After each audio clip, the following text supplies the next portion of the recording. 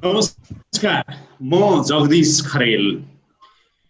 विश्व नै यतिखेर कोरोना महामारीसँग जुधिरहेको छ। अहिलेसम्मको कुरा गर्ने हो भनेदेखि 4,13,000 भन्दा बढी मानिसहरूको कोरोना संक्रमणका कारण मृत्यु भइसकेको छ। 71 लाख भन्दा बढी मानिसहरू संक्रमित भएका छन्। आजको दिनसम्मको कुरा गर्ने हो भने नेपालमा 4,000 भन्दा बढी संक्रमित भएका छन्। दर्जन भन्दा बढीको मृत्यु भइसकेको छ। विश्व नै भयभीत भएको अवस्था छ। नेपालमा लकडाउन कायमै छ। आज मात्रै सम्माननीय प्रधानमन्त्री केपी ओलीले आधा घण्टा भन्दा बढी समय संसदमा कोरोना रोकथाम तथा नियन्त्रणको सन्दर्भमा भएका सरकारी प्रयासको बारेमा मान्य सांसदहरूलाई जानकारी गराउनु। हप्ताहरूमा, विगतका महिनाहरूमा 1-2 जना, 4 जना, 5 जनाहरू संक्रमित हुँदाखेरि समग्र मुलुक ठप्प बनेको थियो। लकडाउन कायम भएको अवस्था थियो। त्यसको पालना गराइएको अवस्था थियो। तर आज हेर्नुस्, दिनमा 200, 300, 350 सम्म मानिसहरू संक्रमित भइरहेका छन्। तर लकडाउनको अवज्ञा भइरहेको छ। पालना गर्ने अनि गराउने कुराहरूमा कमजोरीहरू बढ्दै गएका छन्। हामीले विश्वमा यतिखेर हेर्ने हो भने न्युजिल्यान्डलाई हेरौँ। न्युजिल्यान्डकोले आफूले आफ्नो देशलाई कोरोना मुक्त भएको घोषणा गर्यो।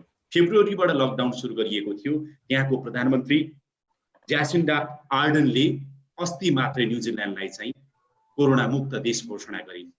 एक मात्र पहिलो देश भएको छ न्युजिल्यान्ड। हाम्रो पहिले आउला त्यो समय। र यतिखेर अब लकडाउनको पालना गराउनु पर्ने अवस्था छ। कोरोना रोकथाम तथा नियन्त्रणको लागि सरकार एक्लैले मात्र गरेर हुने अवस्था छैन। जनताले साथ दिनुपर्ने अवस्था छ। सरकारवाला निकायहरू लाग्नुपर्ने अवस्था छ। र व्यापक रूपमा सामाजिक सञ्जाल र आम सञ्चारका माध्यमहरूको उपयोग गरेर जनतालाई सुसूचित गर्नुपर्ने अवस्था छ।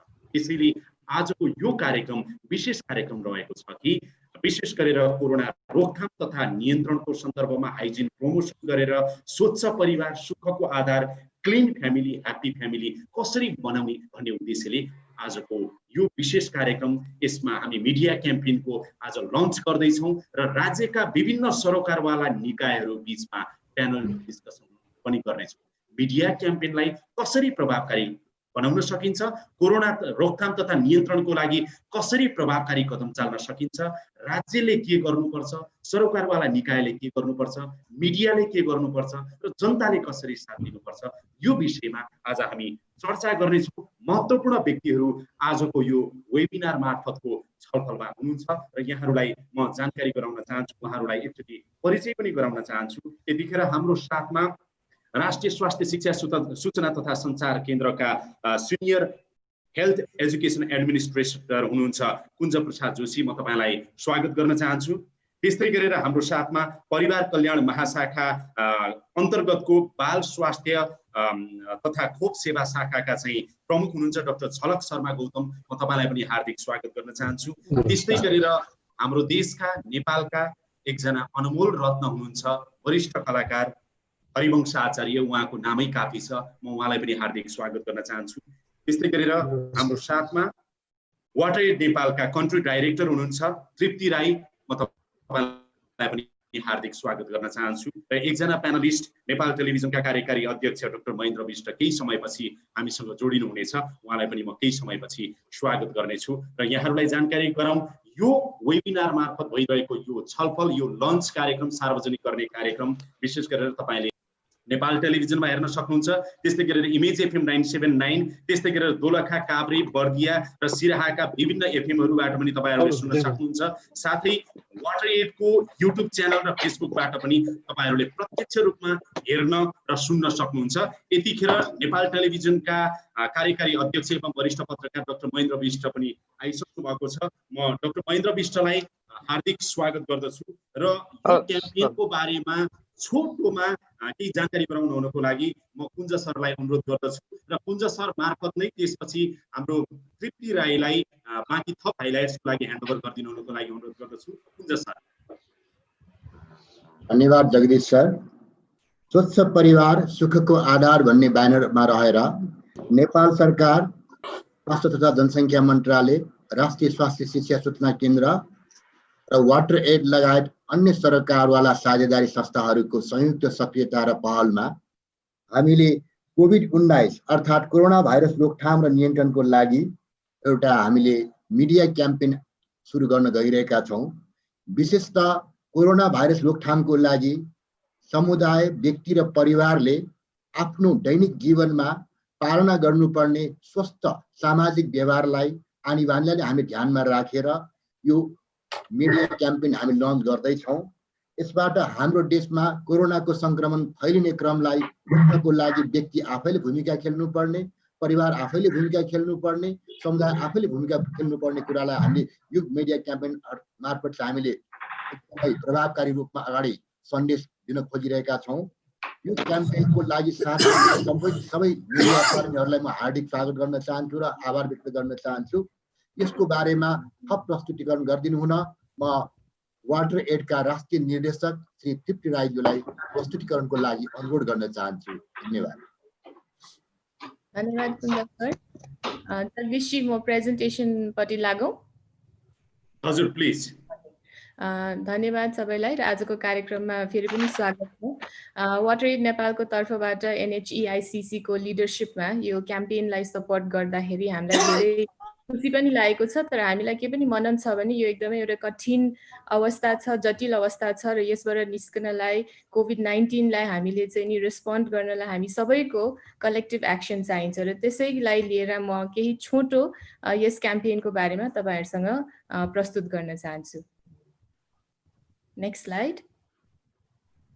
हजुर, सो कोभिड-19 हामी सबैलाई थाहा छँदैछ र हामीले भोगिरहेको छौँ। हरेक व्यक्तिले संसारमा, नेपालमा चारैतिर भोगिरहेको छौँ। एउटा पब्लिक हेल्थ इमर्जेन्सी भएर आएको छ। यसले हाम्रो हरेक जनजीवनमा चाहिँ अस्तध्वस्त नै गरिरहेछ हैन। एउटा त स्वास्थ्यको हिसाबले विभिन्न तरिकाको लाइभलीहुड र हरेक व्यक्तिको चाहिँ जनजीवनलाई नै असर गर्ने पारिकन यस पब्लिक हेल्थ इमर्जेन्सीले हामीलाई धेरै मर्कामा पारेको छ र यसलाई एउटा वाटर स्यानिटेसन हाइजिनमा काम गर्ने संस्थाले कसरी चाहिँ हाम्रो सरकारले गरिराख्नु भएको यो विभिन्न इन्टरभेन्सनहरूलाई सपोर्ट गर्ने भन्दाखेरि वाटर एड नेपालको नेपालमा मात्रै होइन विश्वभरिको काम र हाम्रो एक्सपिरियन्स के छ भने जसरी हाइजिन बिहेभियर चेन्जलाई हामीले अरू बेला पनि हैन इन्फेक्सन प्रिभेन्सनको लागि विभिन्न रोगहरूलाई चाहिँ नि कन्ट्रोल गर्नलाई डायरिया जस्तो रोगहरूलाई पहिलातिर पनि हामीले धेरै प्रयास गरेर हाइजिन प्रमोसनबाट चाहिँ कसरी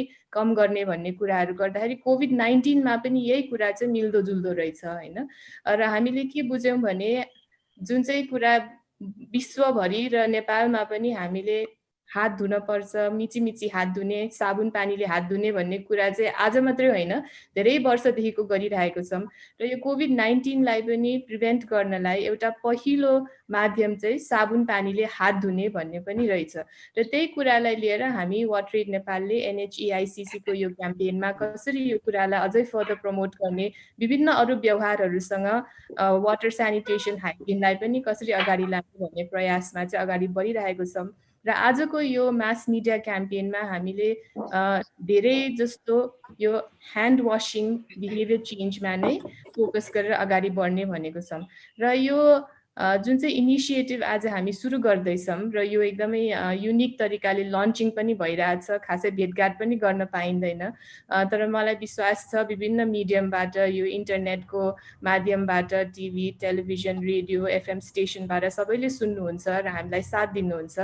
एउटा फेज 1 मा हामीले के गर्ने भनेर सोचेछौँ भने लार्ज स्केलमा हाइजिन प्रमोसन गर्ने। हाइजिन प्रमोसन भनेको एउटा मुख्य व्यवहार चाहिँ साबुन पानीले हात धुने। त्यो सँगसँगै कोभिड-19 लाई अझ प्रिभेन्ट गर्नलाई अर्को हामीले सामाजिक दूरी कायम गर्ने भन्ने कुराहरू पनि राखेको छौँ र यस्तै तरिकाले अरू व्यवहारहरू पनि यस क्याम्पेनमा छ र हात धुने र साबुन पानीले हात धुने भनेर मेसेज मात्रै गर्ने होइन, केही चाहिँ वाश फेसिलिटिजहरू पनि हुनपर्छ। घरमा मात्रै होइन सार्वजनिक स्थलहरूमा पनि हुनुपर्छ भनेर हामीले केही कन्ट्याक्टलेस ह्यान्ड वाशिङ स्टेसन्स, यो भनेको चाहिँ हातले नछोइकन खुट्टाले चाहिँ नि प्रयोग गरेर साबुन पनि निस्कने, पानी पनि निस्कने र यसले चाहिँ विभिन्न तरिकाले इन्फेक्सनलाई अझ बढी सर्नदेखि बचाउने भनेर हामीले ह्यान्ड वाशिङ स्टेसन्सहरूलाई पनि विभिन्न EPI क्लिनिक्स, हेल्थ केयर फेसिलिटिजमा मोडल गर्ने कामहरू यस क्याम्पेनबाट सुरु गर्ने र अघि भनेको जस्तै NHEICC लगायत फ्यामिली वेलफेयर डिभिजन EPI को कार्यक्रमहरू को लिडर्सहरूसँग पनि बसेर हामीसँगै सरसल्लाह गरेर कसरी यस क्याम्पेनलाई अगाडि बढाउने भन्ने छलफल गरेर एउटा साझा प्रयास गर्ने यो फेज 1 मा हाम्रो प्रयास रहने छ भने हाइजिन बिहेभियर चेन्जलाई आज यो COVID-19 को डरले मात्रै होइन सधैँभरि हामीले चाहिँ अपनाउनु पर्छ भनेर निरन्तर रूपमा hygiene integration into routine immunisation भनेर हामीले जुन चाहिँ कार्यक्रम 5 वर्ष अगाडिदेखिको सुरु गरिरहेको छौँ। यहाँ डाक्टर झलक शर्मा पनि हुनुहुन्छ, उहाँहरूको लिडरसिपमा एकदमै राम्रो रुटिन इम्युनाइजेसन प्रोग्राम जहाँ हाम्रा बालबालिकाहरूलाई उहाँहरूको चाहिँ नि राम्रो स्वास्थ्यको लागि इम्युनाइजेसन प्रोग्राम गरिन्छ भने सँगसँगै त्यो इम्युनाइजेसन प्रोग्रामलाई अझै प्रभावकारी बनाउनलाई हाइजिन प्रमोसन पनि हामीले त्यहाँ इन्टिग्रेट गरेको छौँ र सेकेन्ड फेजमा हामीले निरन्तर रूपमा त्यस्तो कार्यक्रमहरूमा इन्भेस्टमेन्ट हुनुपर्छ र त्यसलाई चाहिँ अगाडि बढाउनुपर्छ भन्ने चाहिँ हामीले फोकसमा राखेको छौँ र त्यही कुराहरूलाई अब मैले समग्र रूपमा भन्दाखेरि आजको यो क्याम्पेनलाई सफल बनाउनलाई सबैजनाको हातेमालो चाहिन्छ। हामीलाई कलेक्टिभ एक्सन्स विभिन्न तरिकाले यो हाइजिन बिहेभियर चेन्जलाई प्रमोट गर्ने, हाम्रो घरमा सार्वजनिक स्थलहरूमा साबुन पानीले हात धुने खालको फेसिलिटिजहरू राख्ने र जसरी अलरेडी एक्जिस्टिङ कार्यक्रमहरू छन् EPI हो या अरू पनि हुन सक्छ सरकारको, त्यसमा हाइजिन प्रमोसनलाई कसरी इन्टिग्रेट गर्ने भन्ने विषयहरूलाई अगाडि बढाउने र म यही भनेर मेरो प्रस्तुतिलाई चाहिँ यहीँ समाप्त गर्न चाहन्छु। Thank you. तृप्तिजी तपाईलाई धेरै धेरै धन्यवाद छ। तपाईले बडो छोटो समयमा चाहिँ कुराहरू राखिदिनु भएको छ र मलाई याद छ वाटर एडले विगत लामो समयदेखि दशकौं अघिदेखि सरकारसँगको साझेदारीमा सरकारसँगको सहयात्रा ह्यान्ड वासिङ वास सेक्टरका विभिन्न इस्युहरूमा चाहिँ हाइजिन प्रमोसनकै सन्दर्भमा तपाईहरु काम गरिराख्नु भएको थियो। संयोगले कोरोनाको संक्रमण यसरी महामारीको रूपमा आयो कि अब सरसफाई सभ्यताको परिचायक त हुँदै नै हो, सरसफाई स्वस्थ जीवनको लागि हो भनेर हामीले चाहिँ नि भनि नै रहेका थियौं। तर अहिले ह्यान्ड वासिङ लगायतको यो हाइजिन प्रमोसन चाहिँ अब COVID-19 बाट बच्ने एउटा कवच हो भन्ने कुराहरु चाहिँ स्थापित भएको अवस्थामा यो अझ बढी सान्दर्भिक भएको छ। तपाईहरुले गरिरहेको कामको लागि पनि म उच्च प्रशंसा गर्न चाहन्छु र सरकारको नेतृत्वको लागि पनि त्यतिकै उच्च प्रशंसा गर्न चाहन्छु। र अहिले एकमात्र कुरा भनेको के छ भने घरमै बस्ने त पक्कै हुँदै हो, साथमा चाहिँ नि सरसफाइमा ध्यान दिनु पर्यो, हात धुनु पर्यो, राम्रोसँग झोलिलो कुराहरू खानु पर्यो, यो गर्नु पर्यो, त्यो गर्नु पर्यो भनेर हामीले जुन रूपमा भनिरहेका छौं। अब राज्यको तर्फबाट, सरकारवालाको तर्फबाट, मिडियाको तर्फबाट जे जति भइरहेको छ त्यसमा अझै बढावा दिनु पर्यो भन्ने उद्देश्यले आजको यो लन्चिङ पक्कै पनि गर्न लागेको हो। र के लाग्छ भने अरूले बोलेको त के होला, तर कतिपय व्यक्तिहरू र कतिपय संस्थाहरू यस्तो हुन्छन् जसले बोलेको सरकारले सुन्छ, जनताले सुन्छन्, सरकारले मान्न खोज्छ, जनताले मान्न खोज्छन्। त्यस्तो एउटा विश्वासको आधार हाम्रो धेरै मध्येको एक हुनुहुन्छ र मैले अघि नै सुरुमा भने यो राष्ट्रको अनमोल रत्न हुनुहुन्छ वरिष्ठ कलाकार हरिवंश आचार्य।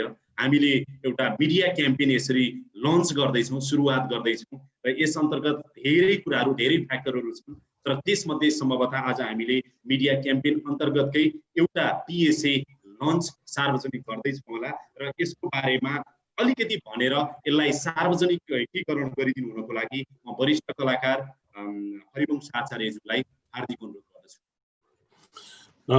नमस्ते, धन्यवाद जगदीश भाइ र अरू सबै सहभागी साथीहरूलाई पनि नमस्कार छ। र टेलिभिजन रेडियो सुनेर हेरेर बस्नुहुने सम्पूर्ण आदरणीय नेपाली दाजुभाइ दिदीबहिनीलाई पनि म प्रणाम गर्न चाहन्छु। र यो COVID-19 ले नेपाललाई मात्र हैन विश्वलाई नै यसले चाहिँ दुःख दिइरहेको छ र हामी नेपालीहरू पनि यसबाट चाहिँ धेरै सतर्क भएर हिँडिरहेको छौँ। र यो महामारी अझ के हुन्छ, यसको फैलावट कति हुन्छ भन्ने कुरा अहिलेसम्म कसैले यकिन गर्न सकेको छैन। त्यसैले यसको विकल्प भनेको यसबाट बचेर हिँड्ने हो। र मलाई लाग्छ कि यो COVID-19 कोरोना चाहिँ मलाई चिडियाखानामा थुनेर राखेको बाघ जस्तो लाग्छ। यसलाई नजिकै गएर जिस्काएन भनेदेखि यसले केही पनि गर्दैन र नजिक पुग्यो भनेदेखि यसले झम्पिन्छ। त्यसकारणले यसबाट टाढा हुने उपायहरू हामीले चाहिँ अनुसरण गर्नुपर्दछ र त्यही अन्तर्गत यो मिडिया क्याम्पेन गर्नको लागि चाहिँ हामी महासञ्चार मदन कृष्ण श्रेष्ठ, म हरिवंश आचार्य। हामीले जनस्वास्थ्यको विषयमा र वातावरणको विषयहरूमा धेरैवटा जनचेतनामूलक टेलिसन्देशहरू, टेलिभिजनका टेलिफिल्महरू पनि हामीले बनाएर देखाउन पाएको छौँ। र यो अवसर पनि पायौँ कि आज यो कोभिड-19 को विषयमा महासञ्चार पनि यसमा सहभागी भएर चाहिँ एउटा पिएसए बनाउने जुन अवसर पायौँ, हामीलाई तपाईँहरूले विश्वास गर्नुभयो र त्यो टेक्निकल टिमले पनि राम्रो छोटो समयमा राम्रोसँग चाहिँ यसलाई खिच्नु भएको छ। जम्मा मेरो घरमा 1-1.5 घन्टा खिच्नुभयो र मदन दाईको घरमा 1-1.5 घन्टा खिच्नुभयो र यति छोटो समयमा यति राम्रो पिएसए बनाउनु भएको छ। मैले पनि हेर्ने अवसर पाएँ र यो पिएसए ले चाहिँ कोभिड-19 को चाहिँ यो नियन्त्रण गर्नुको लागि नेपाल टेलिभिजन र अरू टेलिभिजनहरूले पनि यसलाई चाहिँ सकेसम्म कसरी प्रमोसन गर्न सकिन्छ गरेर चाहिँ मान्छेमा जनचेतना फैलाउने काम पक्कै पनि गर्नुहुन्छ र राष्ट्रिय प्रसारण केन्द्रसँग जोडिन पाएकोमा हामीलाई खुसी पनि लागेको छ। र यो पिएसए को क्याम्पेनको चाहिँ म अब सुरुवात गर्न चाहन्छु र मलाई यो अवसर दिनुभयो र यो मिडिया क्याम्पेनको चाहिँ पिएसए अब हामी प्रसारण गरेर सुरुवात गरौँ। कोभिड-19 को महामारीबाट आफू पनि बच्ने र अरूलाई पनि बचाउने हामी सबैको जिम्मेवारी हो। खोक्दा र हाछिउ गर्दा टिस्यु पेपर वा कुइनाले मुख छोप्ने, आँखा, मुख, नाक घरिघरि नछुने र बेला बेलामा साबुन पानीले मिची हात धुने, अत्यावश्यक काम बाहेक घरबाट बाहिर ननिस्कने, निस्कनै परेमा मास्क लगाएर निस्कने, एक अर्को व्यक्तिमा 1 मिटर भन्दा बढी दूरी कायम गर्ने, बार प्रयोगमा आइरहने वस्तु वा सतहको नियमित रूपमा सरसफाइ गरिरहने, स्वास्थ्य सेवा लिन स्वास्थ्य संस्था जाँदा र अत्यावश्यक काममा बाहिर निस्कँदा सुरक्षाका उपायहरू अपनाऊ, आफू पनि बाँचौँ र अरूलाई पनि बचाऊ। स्वच्छ परिवार सुखको आधार। अब प्यानल डिस्कसनलाई म अगाडि बढाउन चाहन्छु र यहाँहरूलाई मैले जानकारी अगाडि नै गराइहालेँ। यो प्यानल डिस्कसनमा हाम्रो 5 जना प्यानलिस्ट हुनुहुन्छ र 5 जना प्यानलिस्टहरूसँग आज हामी चाहिँ मिडिया क्याम्पेनलाई कसरी प्रभावकारी बनाउन सकिन्छ, स्वच्छ परिवार सुखको आधार, क्लिन फ्यामिली ह्याप्पी फ्यामिली, यो चाहिँ नि इन रेस्पोन्स टु कोभिड-19 यसैमा केन्द्रित रहेर आज अलिकति बढी कुराकानी गर्नेछौँ र जति पनि आज सहभागीहरू हुनुहुन्छ कृपया सहभागीहरूले चाहिँ आज क्वेसन अथवा उहाँहरूको धारणाको लागि चाहिँ हाम्रो च्याट बक्समा उहाँहरूले उहाँहरूको क्वेसन टिपाउन सक्नुहुन्छ र उहाँहरूलाई लागेको धारणा पनि राख्न सक्नुहुन्छ र कुनै प्यानलिस्टलाई यहाँहरूको क्वेसन छ भने त्यो क्वेसन पनि राख्न सक्नुहुन्छ। त्यो क्वेसन चाहिँ अब हामी सबै त समेट्न सक्दैनौँ होला, तर प्रतिनिधिमूलक प्रश्न अथवा धारणाहरू चाहिँ हामी प्यानलिस्टहरूसँगको कुरा पछाडि फेरि पनि समावेश गर्नेछौँ, यो जानकारी गराउन चाहन्छु। र म फेरि पनि हाम्रो आम टेलिभिजन हेरेको दर्शकहरू, त्यस्तै गरेर युट्युब च्यानलमा रहनु भएको दर्शकहरू, त्यस्तै गरेर रेडियो सुन्ने श्रोताहरूको लागि जानकारी गराउन चाहन्छु कि आज हाम्रो प्यानलिस्ट हुनुहुन्छ कुञ्ज प्रसाद जोशी हुनुहुन्छ। उहाँ राष्ट्रिय स्वास्थ्य शिक्षा सूचना तथा सञ्चार केन्द्रको चाहिँ सिनियर हेल्थ एजुकेसन एडमिनिस्ट्रेटर हुनुहुन्छ। त्यस्तै गरेर हाम्रो साथमा चाहिँ परिवार कल्याण महाशाखाको अन्तर्गत बाल स्वास्थ्य तथा खोप सेवा शाखाका प्रमुख हुनुहुन्छ डाक्टर झलक शर्मा गौतम। त्यस्तै गरेर हाम्रो साथमा वरिष्ठ कलाकार हुनुहुन्छ हरिवंश आचार्य। त्यस्तै गरेर हाम्रो साथमा नेपाल टेलिभिजनका कार्यकारी अध्यक्ष हुनुहुन्छ डाक्टर महेन्द्र विष्ट र त्यस्तै गरेर हाम्रो साथमा वाटर नेपालको कन्ट्री डाइरेक्टर हुनुहुन्छ तृप्ति राई। उहाँहरू 5 जनालाई म फेरि पनि स्वागत गर्दै म कुञ्ज सरबाट अगाडि बढ्न चाहन्छु। अहिले विशेष गरेर कोरोना रोकथाम तथा नियन्त्रणको सन्दर्भमा तपाईको कार्यालयले चाहिँ के काम गरिरहेको छ, विशेष गरेर मिडिया क्याम्पेनमा फोकस हुँदाखेरि तपाईहरू के गर्दै हुनुहुन्छ, चुनौतीहरू अझै पनि के छन् र यसो गर्न पाए अझ राम्रो हुन्थ्यो है भन्ने कुराहरू के छ? मैले 3टा प्रश्न एकै ठाउँ राखेर तपाईलाई सोधेँ। धन्यवाद जगदीशजी। नमस्कार आम दर्शक वृन्दमा मेरो व्यक्तिगत तर्फबाट र मैले काम गर्ने कार्यालयको तर्फबाट हार्दिक नमस्कार व्यक्त गर्न चाहन्छु। विशेष गरिकन कोभिड-19 को संक्रमण विश्वव्यापी भइरहेको अवस्थामा स्वास्थ्य तथा जनसङ्ख्या मन्त्रालय अन्तर्गत यस केन्द्रले कोभिड रोकथाम र नियन्त्रणको लागि आम नेपाली जनतामा जानुपर्ने सन्देशहरू विकास गरी रेडियो नेपाल, नेपाल टेलिभिजनबाट हामीले सर्वप्रथम सन्देशहरू सूचनाहरू प्रसारण गर्यौं। त्यस्तै हामी छापा सामग्रीबाट पनि हामीले सूचनाहरू छापी नेपालभरका विभिन्न जिल्लाहरूमा वितरण गर्यौं। त्यस्तै अब हामीले यस केन्द्रबाट यस कम्युनिकेसनमा काम गर्ने सम्पूर्ण हाम्रो सरकारवाला साझेदारी निकायहरू, एनजिओ, आइएनजिओ, डोनर पार्टीहरू सम्मिलित एउटा हामीले रिस्क कम्युनिकेसन र कम्युनिटी इन्गेजमेन्ट एउटा कमिटी बनायौं, जुन कमिटीबाट कोरोनाको सन्दर्भमा आवश्यक पर्ने सन्देश सूचनाहरू निर्माण गर्ने प्रसारण गर्नको लागि चाहिँ हामीले एउटा कार्यटोली बनायौं, जुन कार्यटोलीले समय सापेक्ष रूपमा विश्वमा के भइरहेको छ भन्ने बारेमा विश्व स्वास्थ्य संगठनले प्रिस्क्राइब गरेको सूचना सन्देशहरूलाई नेपाली अवस्था र नेपाली स्थानीय स्तरमा कसरी प्रभावकारी हुन सक्छ भन्ने बारेमा हामीले एकदमै सन्देशहरू प्रसार गर्दै आएका छौँ भने सबै साझेदारी निकायहरूले आफ्नो कार्यक्षेत्रमा विभिन्न मिडिया र विभिन्न सञ्चार गृहबाट उहाँहरूले आफ्नै लगानीमा आफ्नै बलबुतामा उहाँले सञ्चार देशभरका एफएम रेडियोहरू, युट्युब च्यानलहरू, फेसबुकहरू, सामाजिक सञ्जालहरूबाट प्रसारण भइरहेको छ, प्रचार भइरहेको छ।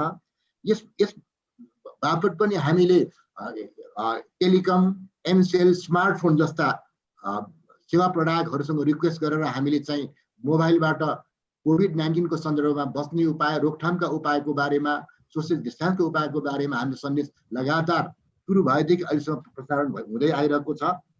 त्यस्तै अर्को हामीले के गर्यौँ भन्दाखेरि सूचना तथा सञ्चार मन्त्रालय मार्फत हामी सबै सञ्चार माध्यमहरूद्वारा निःशुल्क रूपमा कोभिड-19 को बारेमा सबै मिडियामा चाहिँ सूचना र सन्देश प्रवाह गर्नको लागि पहल भएको थियो, जसको फलस्वरूप सबै सञ्चार माध्यममा कोभिड-19 का मेसेजहरू प्रशस्त मात्रामा प्रभाव भइरहेको देखिन्छ। मलाई खुसी के कुरामा लागेको छ भन्दाखेरि पहिला स्वास्थ्यका सन्देशहरू प्रसारण गर्नको लागि नेपाल सरकारले पैसा भुक्तानी गर्नुपर्ने अवस्था छ भने, पेड मिडिया थियो भने, अहिलेको यो सङ्कटको अवस्थामा सबै सञ्चार गृहहरूले, सबै सञ्चार माध्यमहरूले निःशुल्क रूपमा स्वइच्छाले सञ्चार सूचनाहरू प्रसारण भइरहेको छ र यो ठुलो राष्ट्रको लागि, नेपाली जनताको जीवन बचाउको लागि ठुलो योगदान गर्नुभएको छ। त्यसको लागि म हार्दिक आभार व्यक्त गर्न चाहन्छु।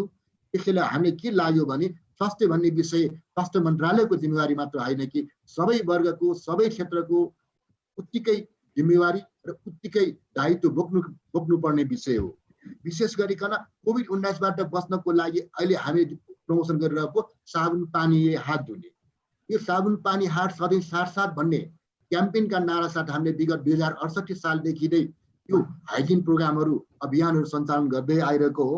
अहिलेको अवस्थामा हामीले साबुन पानीले हात धुनुको महत्त्व के हो भन्ने बारेमा चाहिँ आम नेपाली जनताले अब यथार्थ रूपमा बुझेको महसुस भएको छ भने साथसाथै सबै क्षेत्र र तबकाहरूले पनि यसलाई अझ प्रमोसन गरिरहेको अवस्था छ। त्यसैले साबुन पानी हात सधैँ साथ भन्ने जुन पहिला हाम्रो नारा थियो, त्यो नारा अहिले सार्थक रूपमा स्थापित हुँदै गएको अवस्था छ भने अर्को के हो भन्दाखेरि रोगबाट बच्नको लागि औषधि खोपले भन्दा पनि व्यक्ति आफैले आफ्नो स्वस्थ व्यवहार परिवर्तन गर्नुपर्छ। जस्तै साबुन पानीले हात धुने, मास्क लगाउने, भिडभाडमा नजाने। अहिलेको अवस्थामा यही कुरालाई नै हामी गर्नको लागि समय सापेक्ष रूपमा अबको सुरुमा आएको सन्देशलाई अब हामीले अहिलेको नयाँ इस्युमा नयाँ सन्देश बनाउँदै नयाँ एप्रोच अवधारणामा हामी गइरहेको अवस्था छ। म कुञ्ज सरलाई अहिलेलाई धन्यवाद दिन चाहन्छु। डाक्टर झलक, अब यो लकडाउन भए यता खोप सेवा पनि धेरै प्रभावित भयो होला, हाइजिन प्रमोसन र अब यो खोप सेवाको इम्युनाइजेसनको कुराहरू यो कतिको प्रभावित भएको छ? अहिलेको अवस्था के छ डेटामा भन्दाखेरि 15 वर्षभन्दा मुनिका चाहिँ जति पनि 15 महिनाभन्दा मुनिका बालबालिकाहरूको अवस्था के छ? यो समग्र अहिलेको अवस्था बताइदिनुहोस् त। नमस्कार। पहिलो कुरो, स्वास्थ्य सेवा विभाग परिवार कल्याण महाशाखाले हामीले बालबालिका र महिला सम्बन्धी धेरै कार्यक्रमहरू सञ्चालन गर्छौँ, जसमध्ये हाम्रो प्रजन स्वास्थ्यका, परिवार नियोजनका कुराहरू, पोषण, बालबालिकाको पोषण र नियमित खोप सेवाहरू र बाल स्वास्थ्यका सेवाहरू हामीले दिने गरेका छौँ। र यी सेवाहरू लकडाउन पछाडि सबैजसो सेवाहरू केही समय अवधिका लागि प्रभावित बने। तर जब लकडाउन बन्यो त्यस पछाडि तुरुन्तै हामीले यी अत्यावश्यक सेवाहरू हुन्, यी अत्यावश्यक सेवाहरूलाई हामीले लामो अवधिसम्म रोक्न सक्दैनौँ भनेर स्वास्थ्य मन्त्रालय, स्वास्थ्य सेवा विभाग र हाम्रो महाशाखाबाट सरसल्लाह गरिकन हाम्रा नियमित सेवाहरू, खोप लगायतका सेवाहरूलाई नियमित गर्नुपर्छ भनेर हामीले केही मार्गनिर्देशन सहित गाइडलाइनहरू तयार गरेर हामीले खोप सेवा लगायतका सेवाहरूलाई निरन्तर गर्नका लागि हामीले मातहतका स्वास्थ्य संस्थाहरूलाई अनुरोध गर्यौं र सोही बमोजिम पहिले प्रभावित भएका, जस्तो खोपको सन्दर्भमा भन्नुपर्दाखेरि हामीले 16,000 भन्दा बढी खोप केन्द्रबाट खोप सेवा दिन्छौं र करिब हामीले प्रत्येक महिनामा 50,000 भन्दा बढी बालबालिकालाई खोप दिन्छौं र वर्षको भरि भन्ने हो भने 6 लाख भन्दा बढी बालबालिकालाई हामीले 12वटा रोगको विरुद्धको हामीले 11वटा रोगको विरुद्धमा 12वटा खोप नियमित दिन्छौं, जुन खोपले गर्दाखेरि धेरै सरुवा रोगहरूबाट हामीले हाम्रा बालबालिकाहरूलाई रोग लाग्न र मृत्यु हुनबाट जोगाएका छौं। र हाम्रो यो लकडाउनको अवधिमा हाम्रो करिब 753वटा पालिकाहरूमा हेर्दाखेरि र हाम्रो खोप केन्द्रहरूको हामीले काउन्ट गर्दाखेरि सबै ठाउँमा बन्द भएन, करिब 40% जति हाम्रा खोप केन्द्रहरू सञ्चालनमा आए त्यो अवधिमा पनि र हामी सेवाहरू हामीले दियौं। तर केही प्राविधिक कारणले, जस्तो लकडाउनको कारणले सेवाग्राहीहरू खोप केन्द्रसम्म जान समस्या हुने र खोप सामग्रीहरूको आपूर्ति आदिको समस्याले गर्दाखेरि बीचमा केही अन्यल भएर सेवा प्रभावित भयो र अहिले जब हामीले सेवा निरन्तरताका लागि अनुरोध गर्यौं त्यस पछाडि अहिले हाम्रो खोप सेवा करिब हाम्रा सबै पालिकाहरूमा, मैले तथ्याङ्क प्रतिशतमा भन्दाखेरि 96% जति पालिकाहरूमा अहिले हाम्रो सेवा खोप सेवा निरन्तर भएको छ। त्यस्तै पोषण सेवा, परिवार नियोजन सेवा र यो आमा सुरक्षा कार्यक्रमहरू सञ्चालन भइरहेका छन् र हामीले यसमा नि डाक्टर साहब, जस्तो अब तपाईहरूले चाहिँ पाइलट प्रोजेक्टकै रूपमा 4वटा जिल्लाहरूमा हाइजिन प्रमोसन तथा अब यो इम्युनाइजेसनको सन्दर्भमा पनि तपाईहरूले सफल रूपमा काम गर्नुभयो। यो लागू भएको भन्दा अगाडि चाहिँ करिब 2-3% को हाराहारीमा थियो भने 50, 52, 53% चाहिँ यो चेन्जेस आएको पनि तपाईहरूको चाहिँ प्रतिवेदनले देखाएको छ। क्यारे वाटर एडसँगको साझेदारीमा सरकारको नेतृत्वमा यहाँहरूले गरिराख्नु भएको अरे। आम दर्शकलाई बुझाउँदाखेरि चाहिँ स्तनपानका कुराहरू अथवा पानी तथा दुधको चाहिँ अलिकति उमालेर प्रयोग गर्ने कुराहरू, स्वस्थ खाद्यका कुराहरू, चर्बीको प्रयोगका कुराहरू र चाहिँ लगायतका कुराहरूमा चाहिँ यहाँको अलिकति ह्यान्ड वासिङका कुराहरू यसमा अलिकति बढी लक्षित थियो क्यारे, त्यो सफल भयो भन्ने जस्तो चाहिँ नि हामीले सुने मैले। अब यसलाई बाँकी जस्तो जिल्लाहरूमा लैजाने कुराहरूमा कतिको चुनौती छ, गभर्नमेन्टले केही सोचिरहेछ कि छैन? किनभने आज हामी कोभिड-19 को कुरा गरिराख्दाखेरि तपाईहरूको यो कार्यक्रम त झनै सान्दर्भिक भएर आयो। यसलाई अगाडि बढाउने बारे अब के गर्दै हुन्छ, के सोचिराख्नु भएको छ? हामीले म त्यसमा आउँदै थिएँ। अब यो जुन हामीले वाटर एडको सहयोगमा विगत केही वर्षदेखि नै हामीले खोपसँग, खोप सेवासँग सरसफाइलाई जोडेर लाने भनेर हामीले यो कार्यक्रम केही जिल्लामा 4वटा जिल्लाबाट सुरु गर्यौं। त्यहाँको परिणाम राम्रो देखियो, रिजल्ट राम्रो देखियो। त 5वटा व्यवहार परिवर्तनका कुराहरू गर्यौं, जस्तो खाना उमालेर अथवा पकाएर खाने, अनि साबुन पानीले हात मिची धुने, आमाले आफ्नो स्तनपान बालबालिकालाई समयमा गराउने र नियमित खोप सेवाहरू दिने भन्ने यी 5वटा सन्देशहरू हामीले यो वाटर एडको सहयोगमा हाम्रो खोप सेवासँगै लग्यौं र त्यहाँको रिजल्टले राम्रो परिणाम देखाएर अहिले हामीले 77वटै जिल्लामा यो खोप सेवासँग यो सरसफाइ प्रवर्धनको कार्यक्रम 77वटै जिल्लामा हामीले सञ्चालन गर्ने अहिले आगामी वर्षदेखि यो कार्यक्रम राखेका छौं।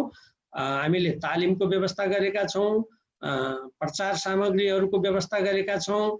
अनि हामीले जस्तो साबुन र सेनिटाइजरहरू, ग्लोभ्सहरू आदिको लागि बजेटको व्यवस्था गरेका छौँ। त्यसमा नेपाल सरकारले पनि त्यो राखेको छ। अनि अब डाक्टर झलकलाई म पनि राखेको छ। रोक्न चाहन्छु। तपाईहरूले जुन काम गरिराख्नु भएको छ त्यो भन्नुभएको छ। म त्यसमा अझ पछि लास्टमा तपाईँसँग कमिटमेन्ट लिने सन्दर्भमा थप कुरा गरौँला। म हरिवंश आचार्यज्यूसँग जान चाहन्छु, एकचोटि उहाँलाई सोध्न चाहन्छु। अब के छ भनेदेखि लकडाउनको सुरुमा मैले अघि पृष्ठभूमिमा पनि भने 2-3 जना 4 जना 5 जना चाहिँ संक्रमित हुँदाखेरि मुलुक ठप्प थियो। लकडाउनको पालना सबैले गरेका थिए, गराइएको थियो, प्रभावकारी भएको हामीले महसुस गर्यौं। अहिले दिनमा 200-300 जना संक्रमितहरू चाहिँ नि यसरी हुँदै गएका छन्, संक्रमितको संख्या बढ्दैछ। तर लकडाउन अवज्ञा गर्ने क्रम पनि त्यतिकै बढिरहेको छ। यो हिसाबले मेसेजहरू त सञ्चारका सामग्रीहरू, सञ्चारका माध्यमहरू यति धेरै सन्देशहरू चाहिँ नि हामीले दिइरहेका छौँ। तर पछिल्लो समयमा अलिक प्रभावकारी नभएको हो कि अथवा मान्छेहरूको चाहिँ बिहेभियर चेन्ज अझै पनि गर्न नसकिएको हो कि भनेको जस्तो पनि देखिएको छ। यो लकडाउनलाई कायम मतलब प्रभावकारी बनाउन के कुराले काम गरेन भन्ने लाग्छ तपाईलाई? र सञ्चारका माध्यमहरू अथवा यस्ता खालका सन्देशहरू कस्तो बनायो भने अझै प्रभावकारी होला भन्ने तपाईँ ठान्नुहुन्छ? हरिवंश आचार्यज्यू। र अब अहिले चाहिँ हाम्रो नेपालको सबैभन्दा ठुलो यो कोभिडको समस्या भनेको चाहिँ अब हाम्रा लाखौं लाख दाजुभाइहरू दिदीबहिनीहरू चाहिँ भारतमा काम गर्न जानु भएको छ। र चाहिँ त्यो ओपन बोर्डर चाहिँ यति धेरै ठुलो लामो ओपन बोर्डर छ हामीसँग। र चाहिँ अब उहाँहरूको सबैभन्दा ठुलो यो देशभित्र उहाँहरू फर्कन पाउने उहाँहरूको अधिकार हो। किनभनेदेखि विदेशमा यो रोगबाट संक्रमण भएर जुन बस्नुभन्दा आफ्नो देशमा आउनु चाहने सबैको इच्छा, त्यो मनासिब इच्छा हो। र घर जस्तो ठुलो कुरो अरू केही पनि होइन रहेछ भन्ने कुरो पनि यो कोभिडले देखाइदियो कि मान्छेहरू 7 दिन 8 दिनसम्म 10 दिन 12 दिनसम्म हिँडेर पनि मान्छेहरू आफ्नो घरमा आफ्नो बासमा पुगे। र त्यो कारणले गर्दाखेरि हामीसँग ओपन बोर्डर भएको हुनाले उहाँहरूलाई हामीले भित्र्याउनै पर्छ, जसरी पनि हामीले भित्र्याउनै पर्छ। र सुरुमा हामीले अलिकति व्यवस्थित तरिकाले बरु उहाँहरूलाई पालैपालो घर पुर्याउदिन पाएको भएदेखि चाहिँ राम्रो हुन्थ्यो कि। तर क्वारेन्टाइनमा हामीले जुन राख्ने एउटा नीति लिएको छौँ, क्वारेन्टाइनभित्र नै त्यति विधि स्ट्यान्डर्डको क्वारेन्टाइन हुन सकेन। त्यो कारणले गर्दाखेरि मान्छे त्यो भित्र नै संक्रमित हुन थाले। मान्छेहरू त्यो क्वारेन्टाइन भित्र नै संक्रमित हुन थालेको हुनाले यो फैलिरहेको छ। र यो रिजनमा नेपालमा मात्रै फैलिएको होइन कि यो रिजनमा जस्तो भारतमा पनि त्यतिकै फैलिरहेको छ।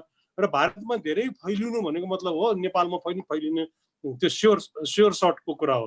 त्यो कारणले गर्दाखेरि हामीले बोर्डरबाट जुन नेपाली दाजुभाइ दिदीबहिनीहरू आउँदै हुनुहुन्छ उहाँहरूलाई कसरी व्यवस्थित तरिकाले चाहिँ आफ्नो चाहिँ गन्तव्य स्थानसम्म पुर्याउने हो। र संक्रमित नभइकन आएकाहरू पनि संक्रमित भएको छन् त्यो ठाउँमा बसेर। त्यो सबैभन्दा ठुलो राष्ट्रको दायित्व चाहिँ त्यो हो जस्तो लाग्छ मलाई।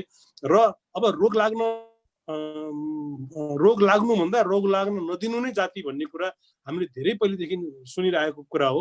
र अब कोरोनाबाट चाहिँ बच्नको लागि त्यो सर्टेन डिस्टेन्सनको चाहिँ मेन्टेन गर्ने र चाहिँ अब साबुन पानीले हात धुने यो चिजलाई व्यापक रूपमा चाहिँ प्रचार प्रसार भइ पनि रहेछ। र अझ जति सकिन्छ अति गर्नुपर्छ। र मलाई अहिले एउटा कुरा सुन्दाखेरि के रमाइलो लाग्यो भनेदेखि पहिले स्वास्थ्यका र सामाजिक सन्देशहरू पनि पैसा नलिकन कुनै पनि चाहे सरकारी मिडिया होस् चाहे गैर सरकारी मिडिया होस्, यो मिडियाहरूले टेलिकास्ट अथवा ब्रडकास्ट गर्दैन थिए। तर यो बेलामा सबै मिडियाहरूले चाहिँ सरकारी मिडिया र गैर सरकारी मिडियाहरूले पनि यो चिजलाई चाहिँ यो कोरोनाको चाहिँ मेसेजलाई उहाँहरूले चाहिँ पैसा नलिकन फ्री अफ कस्ट चाहिँ ब्रडकास्ट गरिरहनु भएको छ भन्ने सुन्दाखेरि एकदमै खुसी लाग्यो। एकदम जुन राष्ट्रलाई आपत पर्दाखेरि सबैले गर्नुपर्ने जिम्मेवारी सबैले वहन गरेको जस्तो लाग्छ। त्यो कारणले गर्दाखेरि अब यो हामीले यो सन्देशलाई सन्देश नबुझेको पनि होइन, सन्देशलाई अब मान्छेले व्यापक बुझिसक्नु भएको छ कि सर्टेन डिस्टेन्स मेन्टेन गरेर हिँड्नु पर्यो र मान्छेबाट चाहिँ अब साबुन पानीले हात धुने व्यवस्था हुनु पर्यो भन्दाखेरि अब कतिपय सहरी क्षेत्रहरूमा पानी नै आउँदैन। पानीले हात धुने त भन्यौँ, तर पानी नै नभइकन हात धुने समस्या पनि ठुलो समस्या हो। त्यो कारणले गर्दाखेरि धेरै ठुला समस्याहरू छन्। र विशेष गरी चाहिँ क्वारेन्टाइनमा जुन हामीले विदेशबाट लिएर आएर राख्छौँ उहाँहरूलाई चाहिँ व्यवस्थित तरिकाले राख्न सक्यो भनेदेखि चाहिँ यो जुन अहिले सङ्क्रमितहरू जति फैलिरहनु भएको छ उहाँहरू रोगै लिएर चाहिँ फेरि आफ्नो गन्तव्यमा पुग्नुहुन्छ, त्यहाँ परिवारमा उहाँहरूले फेरि परिवारसँग बस्दाखेरि त्यहाँ पनि रोगको प्रकोप बढ्ने डर हुन्छ। त्यो कारणले गर्दाखेरि उहाँहरू विदेशबाट आउनुहुने महानुभावहरूलाई चाहिँ उहाँहरूलाई कसरी व्यवस्थित गरेर राख्न सकिन्छ भनेको क्वारेन्टाइनमा सुधार गर्नु पर्यो भन्ने लाग्छ मलाई।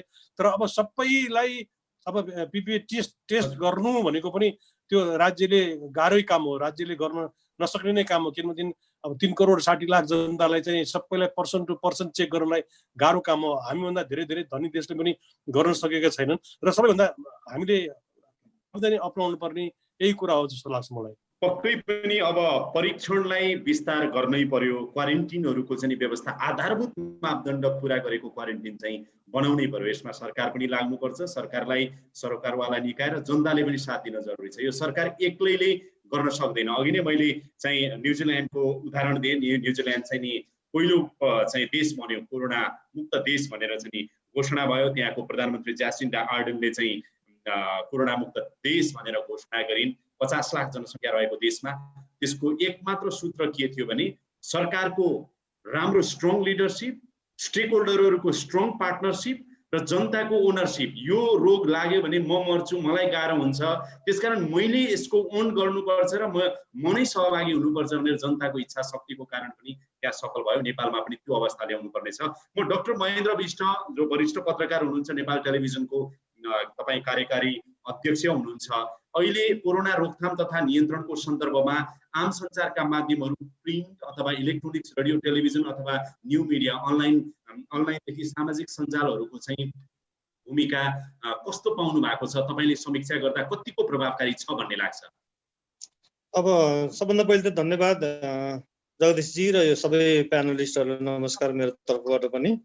अहिले एकदमै महत्त्वपूर्ण धारणाहरू सबैबाट मैले पनि सुने यही सन्दर्भमा पनि।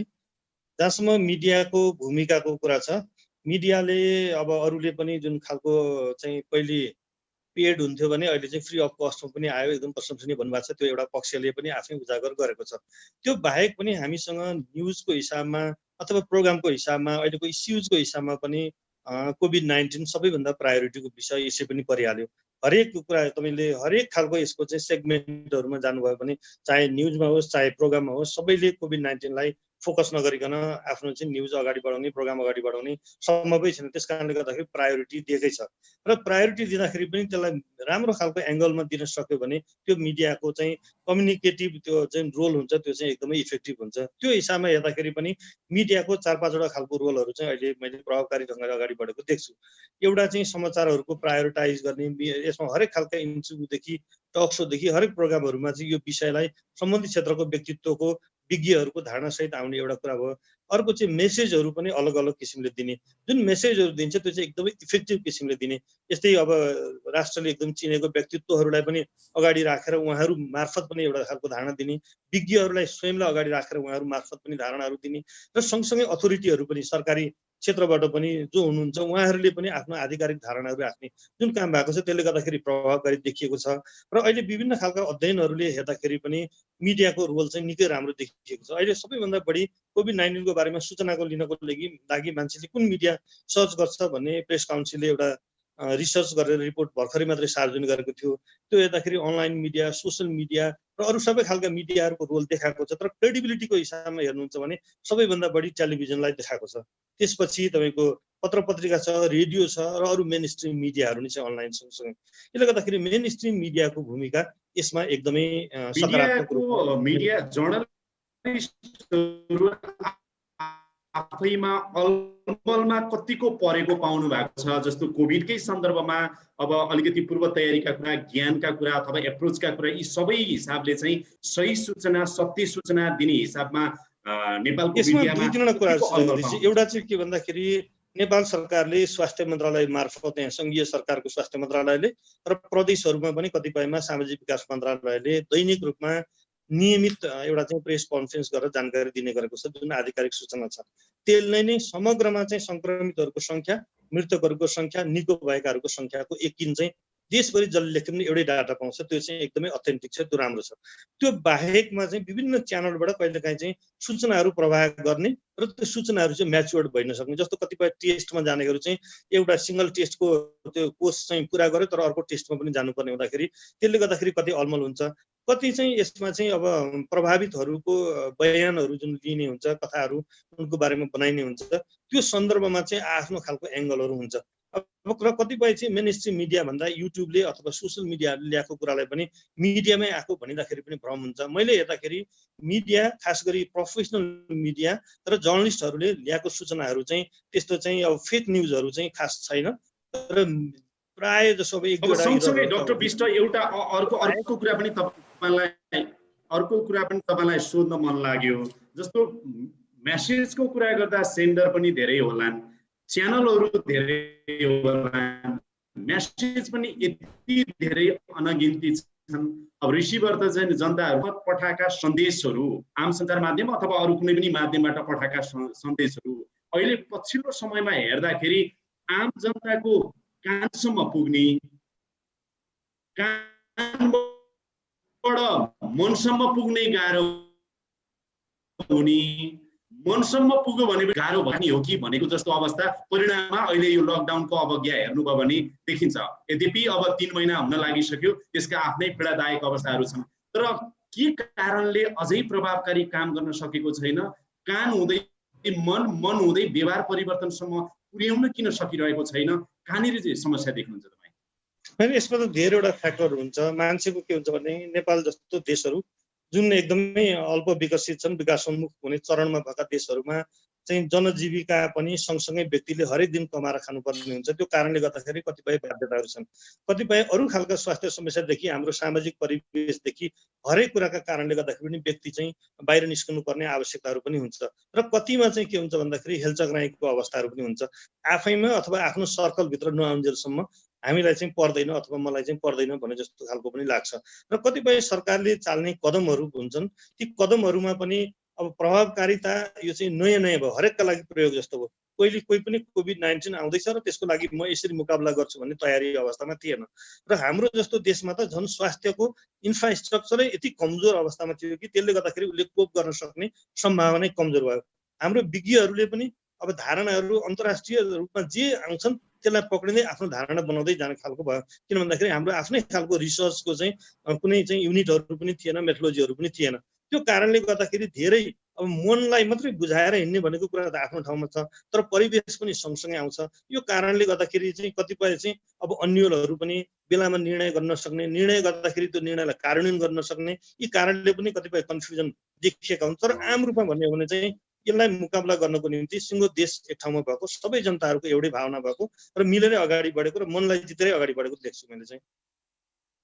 हस् डाक्टर विष्ट, तपाईँलाई धन्यवाद छ। म तृप्तिजीलाई सोध्न चाहन्छु। हुन त अघि नै तपाईँले धेरै वाटर एडले चाहिँ अहिले सरकारलाई कसरी सपोर्ट गरिरहेको छ, अब हाइजिन प्रमोसनदेखि लिएर अरू धेरै कुराहरूमा, वास सेक्टरमा भन्ने कुराहरू तपाईँले अलिकति त भनिसक्नु भएको छ। तर आज चाहिँ सरकार र साझेदार निकाय पार्टनरहरू अहिले कोभिडलाई फेस गर्नको लागि यसरी अगाडि बढ्न सकिन्छ है, यसरी बढाउन अगाडि भनेर तपाईँले चाहिँ नि भन्नु पर्यो भने के भन्नुहुन्छ तृप्तिजी? हजुर हजुर, धन्यवाद जगदीशजी। अब अहिले मैले भन्नु पर्दाखेरि विभिन्न सरकारका विभिन्न निकायहरूले आफ्नो आफ्नो तरिकाले गर्ने होइन इन्टरभेन्सन्सहरू भइरहेको छ भने वाटर एडले चाहिँ नजिकसँग मिनिस्ट्री अफ हेल्थको फ्यामिली वेलफेयर डिभिजन EPI को सेक्सन र NHEICC-सँग एउटा तरिकाले काम गरिरहेको छौँ भने हामी अर्को चाहिँ खानेपानी मन्त्रालयसँग पनि समन्वय गरेर हाम्रो वाश क्लस्टर छ त्यहाँ पनि हामी कोअर्डिनेसनमा काम गर्छौँ। र मलाई लाग्छ यो कोअर्डिनेसन जुन चाहिँ गभर्मेन्टले क्लस्टर मेकानिजमहरूबाट गर्नुहुन्छ त्यो एकदमै महत्त्वपूर्ण छ। त्यसमा चाहिँ विभिन्न साझेदार संस्थाहरू, विभिन्न डोनरहरू, विभिन्न इन्टरनेसनल एजेन्सिज, नेसनल एजेन्सिजहरूलाई सँगै राखेर एउटै थलोमा राखेर हामीले छलफल गरेर अनि कसरी अगाडि बढ्न सक्छ भनेर सँगै लाग्ने चाहिँ यो क्लस्टर मेकानिजमले एउटा बाटो दिन्छ र यसलाई नै हामीले निरन्तर रूपमा अझ दिगो बनाउने, अझ राम्रो बनाउने, अझ इफेक्टिभ बनाउने चाहिँ गर्नुपर्छ जस्तो लाग्छ। र अब वाटर स्यानिटेसन हाइजिनकै हकमा भन्दाखेरि अघि पनि कुरा आइहाल्यो होइन। अब साबुन पानीले हात धुने सँगसँगै अरू पनि व्यवहारहरू छन् कोभिड-19 प्रिभेन्सनको लागि। त्यो सबै व्यवहारहरूलाई हामीले कसरी मनन गर्ने त? लकडाउनको कुरा त धेरै हामी गर्छौँ, तर हामीले सधैँभरि छलफलमा यो विभिन्न व्यवहारहरूलाई कसरी अपनाउने, कसरी हामीले हाम्रो जीवनमा परिवर्तन ल्याउने भन्ने विषयमा पनि छलफल गर्नुपर्छ र हामी सबैले मनन गर्नुपर्छ जस्तो लाग्छ होइन। यो सजिलो छैन। सामाजिक दूरी कायम गर्ने भन्ने त हामीसँग बानी नै छैन। हाम्रो बानी नै एकदमै तपाईँको ग्रुपमा बस्ने होइन, भेटघाट गर्ने, सार्वजनिक स्थलमा जाने, मार्केट प्लेसमा जाने त्यस्तो छ भने अब यो सामाजिक दूरी नै हामी कुरा गर्न पर्यो भने त्यो एउटा व्यवहार हो जुन चाहिँ हामीले अब मनन गरेर आफ्नो जीवनमा चाहिँ नि ढाल्नु पर्यो, हरेक व्यक्तिले ढाल्नु पर्यो। त्यसरी नै साबुन पानीले हात धुनलाई अघि पनि हामीले कुरा गऱ्यौँ, सार्वजनिक स्थलमा पनि यस्तो खालको चाहिँ नि एक्सेस हुन पर्यो। हामीले अहिले के गरेको छौँ भने लकडाउनकै बेलामा विभिन्न साझेदार संस्थाहरू पनि हुनुहुन्छ, उहाँहरूको सहयोगमा हामीले कन्ट्याक्टलेस ह्यान्ड वासिङ स्टेसन यही काठमाडौँ भ्यालीकै वरिपरि ठाउँहरूमा, सार्वजनिक स्थलमा, हस्पिटलहरूमा पनि राख्ने मौका पायौँ। तर त्यसैलाई हेर्दाखेरि पनि अब त्यसमा सधैँ पानी कसरी राख्ने होइन, साबुन कसरी चाहिँ नि रिफिल गरिराख्ने भन्ने कुराहरू पनि सानो जस्तो लाग्छ, but actually it's quite difficult.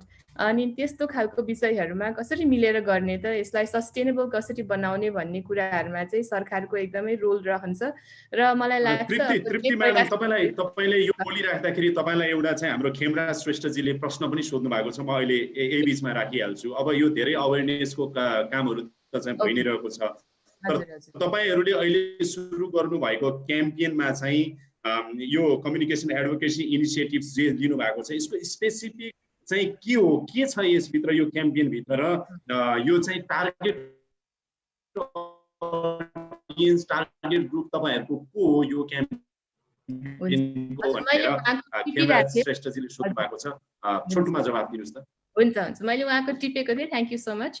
यसमा अब हाम्रो अहिलेको कम्युनिकेसन अघि भन्दाखेरि पनि अब hand washing with water and soap भन्ने कुरा आज नयाँ होइन, तर अब यो क्याम्पेनबाट अझ बढी यो कोभिड-19लाई प्रिभेन्ट गर्नलाई कस्तो खालको व्यवहारहरूलाई हामीले चाहिँ नि रिइन्फोर्स गर्नुपर्छ भन्ने मुख्य विषयमा यो क्याम्पेनले अगाडि बढाएको छ। यसमा म यो मुख्य के विषयहरू छ भनेर एकदमै छोटोमा भन्छौँ। Hand washing with soap and water of course, त्यसपछि सोसियल डिस्टेन्सिङ, रेस्पिरेटरी हाइजिनको कुरा पनि गरेको छौँ भने, सर्फेस क्लिनिङ जहाँनिर सधैँ छुइरहन्छ त्यो कुराहरूलाई सफा गर्नुपर्ने, अनि अहिले हालसालैमा कुरा भएको सार्वजनिक स्थलमा जाँदा मास्क लगाउने भन्ने कुराहरू। So those 5 behaviours very important. अनि त्यही तरिकाले अब पपुलेसन टार्गेट भन्दा अब हामीसँग अब जति स्रोत छ, साधन छ, त्यसलाई विचार गरेर यो मिडिया क्याम्पेनबाट, किन मिडिया क्याम्पेन भन्दाखेरि यो सार्वजनिक तपाईँको स्थलमा धेरै जमघट नगर्ने भनेर नै हो होइन, सोसियल डिस्टेन्सिङ मेन्टेन गर्नुपर्छ तर पनि फेरि हाइजिन प्रमोसन पनि गर्नुपर्छ।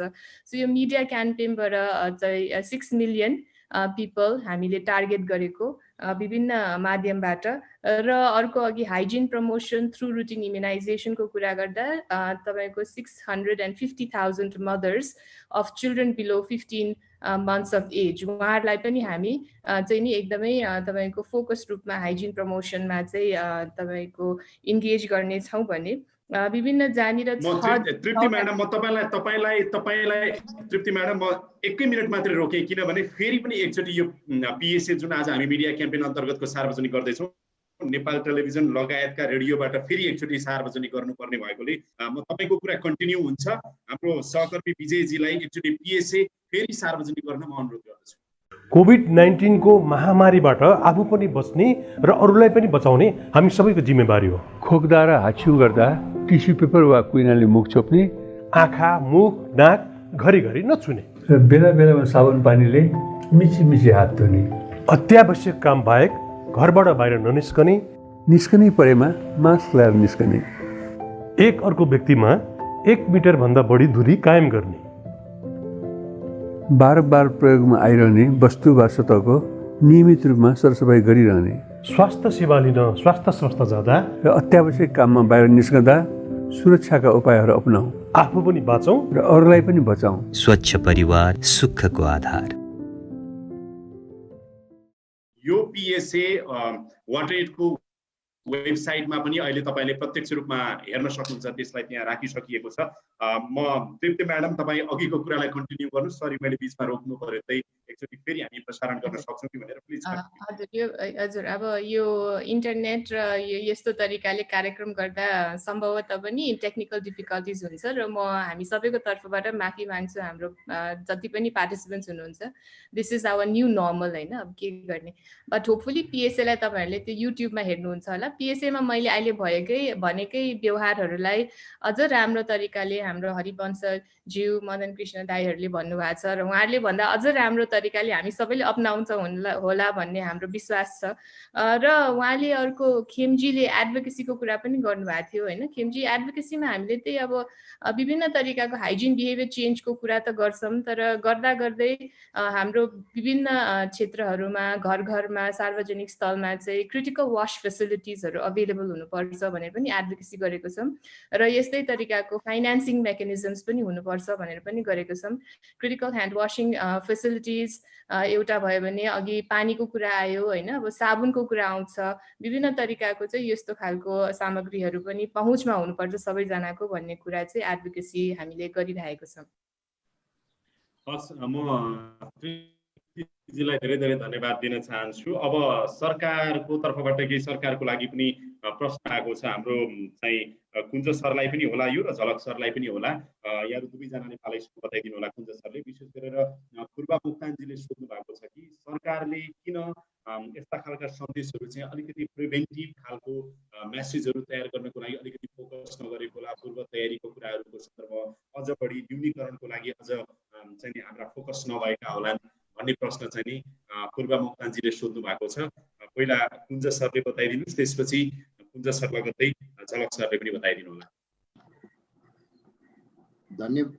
धन्यवाद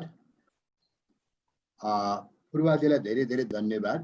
उहाँको प्रश्नको सन्दर्भमा म के भन्न चाहन्छु भन्दाखेरि सुरुको अवस्थामा हामीले प्रिभेन्सनको र कन्ट्रोलको मेसेजलाई प्रायोरिटीमा राख्यौँ। अनि पछि हामीले लकडाउन, क्वारेन्टाइन, आइसोलेसन, होम क्वारेन्टाइनको बारेमा मेसेज गयौँ। अबको दिनमा हामीले यो समय अनुसारको हामीले हरेक 15 दिनमा नयाँ नयाँ मेसेज चाहिँ अवस्था अनुसार, इस्युज अनुसार चाहिँ मेसेजहरू हाम्रो जाँदै गर्छ। अब अहिले हामीले यो कुरामा हामीले नयाँ नयाँ सन्देशहरू बनाउने क्रममा छ र यो हामीसँग मेसेज ब्याङ्कमा छ। यो ग्रेजुअली यो एयरिङमा आउँछ। अहिलेको ट्रेसिङको कुरा, ट्रिटमेन्टको कुरा, केयरको कुराको बारेमा चाहिँ हामीहरू पाइपलाइनमा यो मेसेजहरू छ। तर अहिलेको सन्दर्भमा मेसेजको प्राथमिकता केमा हुनुपर्छ भन्दाखेरि सोसियल डिस्टेन्सिङ, मास्क युजिङ र ह्यान्ड वास विथ सोप अथवा सेनिटाइजर युज, यो नै मेजर कुरा भएकोले यसमा हामीले यसलाई एकदम प्राथमिकता दिएका छौँ भने अर्को कुरा यो क्याम्पेनको सन्दर्भमा स्वास्थ्य सेवाहरू सुचारू भइसकेको अवस्थामा स्वास्थ्य सेवा दिने स्थलमा नै ह्यान्ड वासिङको एडभोकेसी, ह्यान्ड वासिङको काउन्सिलिङ र फेसिलिटीहरू पनि अलिक खोप सेसनहरूमा स्वास्थ्य संस्थाहरूमा निर्माण भइसकेको अवस्था छ भने त्यस्तै अब अहिले इन्टरपर्सनल कम्युनिकेसनको अवस्था नभएको कारणले गर्दाखेरि नेपाली जनताको मिडिया बिहेभियरलाई हेर्ने हो भने टेलिभिजन र एफएमहरूको कभरेज र यसको अडियन्स धेरै भएको कारणले गर्दाखेरि उहाँहरू मार्फत चाहिँ मेसेजहरू गइरहेको छ। कतिपय मेसेजहरू मिडियाबाट जान्छ भने कतिपय मेसेजहरू हामीले विभिन्न माध्यमहरूबाट जान्छ। उदाहरणको लागि हाम्रो फ्रन्टलाइन हेल्थ वर्कर, पहिला स्वयंसेविकाहरूबाट पनि यी सम्बन्धी मेसेजहरू गइरहेको अवस्था छ। त्यसैले कतिपय मेसेजहरू मिडियामा आउनुपर्छ भन्ने छैन। हाम्रो ट्रेसिङको कुरा, केयरको कुरा भनेको हेल्थ वर्कर र हाम्रो फ्रन्टलाइन हेल्थ वर्करले मेसेज कन्भे गर्नु नै उचित उपाय हुने भएकोले हामी त्यतातर्फ त्यो एप्रोच हामी गइरहेको अवस्था पनि म यहाँहरूसम्म स्पष्ट पार्न चाहन्छु। थप कुरा डाक्टर पनि आएको छ, तपाईँले यो बताइदिनु होला। विशेष गरेर हाम्रा क्वारेन्टिनहरू जुन छन्, क्वारेन्टिनहरूमा चाहिँ यी फेसिलिटिजहरू हाइजिनका अथवा चाहिँ हेल्थका यो जति पनि सेनिटेसनका फेसिलिटिजहरू चाहिँ पुगिरहेको छैन, कसरी पुर्याउने होला भन्ने कुराहरू चाहिँ हाम्रो डिएफआइडीको कमलाजीले सोध्नु भएको छ तपाईँलाई। नेपाल सरकारले एचइओसीले क्वारेन्टाइनको एउटा स्ट्यान्डर्ड मापदण्ड बनाएको छ, जुन मापदण्ड अनुसार स्थानीय गाउँपालिका नगरपालिकाहरूले फलो गरेर त्यसको क्वारेन्टाइनको स्थापना गर्नुपर्छ। उहाँहरूको स्रोत साधनले भ्याएसम्मको स्तरीयता र मापदण्ड कायम भएको छ। तर हाम्रो र अहिलेको आकलन भन्दा पनि हामीले अनुमान गरेको संख्या भन्दा पनि बढी भएको अवस्थामा यो अवस्था आएको हुन सक्छ। यसमा स्वास्थ्य मन्त्रालय एचइओसी मार्फत चाहिँ क्वारेन्टाइनको स्तरीय मापदण्डलाई नै कायम गर्नको लागि फेरि प्रयास भइरहेको कुरा छ। अब त यो गर्दै जाने कुरा हो। म तपाईँलाई धन्यवाद भनौँ सर। अब म झलक सरलाई अनुरोध गर्छु, अघिकै प्रश्नमा तपाईँको छोटो जवाफ के छ? दुईटा कुरालाई हामीले ध्यान दिनुपर्छ। अहिलेको हाम्रो प्रायोरिटी भनेको एउटा कोभिडको सङ्क्रमणलाई रोक्ने र उपचार गर्ने एउटा पक्ष हो। अर्को हाम्रा स्वास्थ्य कर्मीहरूलाई सेवा प्रदान गर्दाखेरि उनीहरूलाई पनि जोगाउने, उनीहरूलाई पनि सङ्क्रमणबाट जोगाउने र उनीहरूबाट फेरि अरू सेवाग्राहीलाई पनि नसरोस् भनेर हामीले यो दुईटा महत्त्वपूर्ण कुरालाई ध्यान दिनुपर्छ। र हाम्रा प्रचार सामग्रीहरू र हाम्रा सन्देशहरूमा हामीले यो कुरालाई फोकस गरेका छौँ। त्यही भएर हामीले पटक पटक के भनेका छौँ भने सेवा प्रदान गर्दाखेरि दूरी कायम गर्ने अनि साबुन पानीले हात धुने वा सेनिटाइजरको प्रयोग गर्ने र सर्जिकल मास्कको कम्तीमा पनि प्रयोग गर्ने सेवा प्रदान गर्दा वा लिँदाखेरि। यी तीनवटा कुरालाई हामीले प्रमुखता दिएर हाम्रा प्रचार सामग्रीहरू तयार गरेका छौँ र हाम्रा हेल्थ वर्करहरूलाई त्यही खालको सन्देश हामीले दिएका छौँ। उहाँहरूले त्यसै गरी नै सेवा प्रदान गर्नुभएको छ। अहिले म धेरै धेरै धन्यवाद दिन चाहन्छु। अब वरिष्ठ कलाकार हरिवंश आचार्यज्यू, अब हामी अन्तिममा पनि आएका छौँ कि समग्र कोरोना रोकथाम तथा नियन्त्रणको सन्दर्भमा नेपालले, सरकारले, सरोकारवालाले र जनताले हामीले आफ्नो ठाउँबाट यस्तो कदमहरू चाहिँ चाल्नुपर्छ है। अहिले अब अझै पनि भयावह अवस्था छ, सङ्क्रमितहरूको सङ्ख्या बढ्दैछ। अब यो महामारीले कुन रूप लिएला नेपालमा अझै पनि भन्न सक्ने अवस्था छैन। एउटा कलाकारको रूपमा आम जनताको मनमा तपाईँ बस्नु भएको छ। तपाईँ के अपिल गर्नुहुन्छ, के आग्रह गर्नुहुन्छ, सरकारलाई के आग्रह गर्न चाहनुहुन्छ र जनतालाई अनि सरकारवाला अन्य निकायलाई के आग्रह गर्न चाहनुहुन्छ तपाईँ? म सरकारलाई जनताले भनेको मान्नुहोस् भन्न चाहन्छु र जनतालाई सरकारले भनेको मान्नुहोस् भन्न चाहन्छु। दुईटाले भनेको मान्नुपर्ने स्थिति छ अहिले। अब जनताले के भन्छन् भनेदेखि यो लकडाउन मात्रै विकल्प होइन, मान्छे खानु पाउन छोडियो र अब रोगले मर्नु भन्दा नि भोगले मर्ने बेला भयो भन्ने एउटा जनताहरूको ठुलो गुनासो छ। त्यो पनि एउटा सरकारले सुन्नुपर्छ र अब त्यसलाई कसरी सल्भ गर्दै लग्ने भन्ने कुरा चाहिँ सरकारको दायित्वको कुरा हो त्यो। र अब जनताले पनि सरकारले भनेको कुरा सुन्नुपर्छ, किनभनेदेखि अब लकडाउन भनेको छ, हामी चाहिँ त्यसलाई चाहिँ उल्लङ्घन गरेर जथाभावी हिँड्न थाल्यौँ भनेदेखि त्यो मैले एउटा चाहिँ अनुशासनको पालना गरिनँ भनेदेखि मेरो घरभित्र भएका मान्छेहरू त्यसै भिक्टिम हुन्छन् मेरो कारणले गर्दाखेरि। मैले रोग लिएर आएँ भनेदेखि मेरो घरको अरू परिवारको सदस्यले मैले गरेको गल्तीको सजाय उनीहरूले भोग्नु पर्ने हुन्छ। त्यो कारणले गर्दाखेरि हामीले एकदमै संयमित भएर राष्ट्रलाई पनि अगाडि बढाउने र सरकारलाई पनि अगाडि बढाउने र जनतालाई पनि अगाडि बढाउने यो मापदण्ड राखेर हामी अगाडि बढ्नुपर्छ। र अब सधैँ लकडाउनले मात्रै पनि प्रब्लम सल्भ हुँदैन भन्ने पनि भयो र अब जथाभावी पनि गर्नु भएन भनेदेखि अब अरू देशले के गरिरहेछ नि त त्यस्तो त्यो किसिमको अनुसरण हामीले गर्नुपर्छ जस्तो लाग्छ मलाई।